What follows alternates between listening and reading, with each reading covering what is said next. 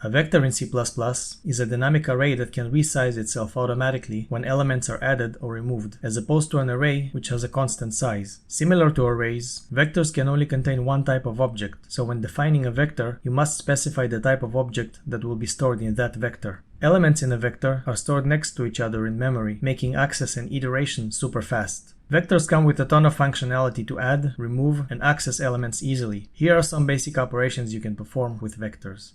You define a vector and initialize it the same way as any other standard library container. To add an element at the end, just use the pushback method. If you want to insert an element in the middle, use the insert method. To tell the insert method where to put the new value, you must use an iterator to point to the required location in the vector. The easiest way to do that is to use the begin method on the vector and add the index where you want to insert the new value. Accessing an element is really easy. You can either use the indexing operator or the at method. The difference between them is that the at method checks if the given index is within the range of the vector, and if not, it will throw an exception. Accessing an element that is outside of the boundaries of the vector using the indexing operator results in undefined behavior. Want to remove an element? No problem. You can call the erase method to remove an element from the middle of the vector, or if you want to quickly remove the last element, you can use the popback method. And it's gone.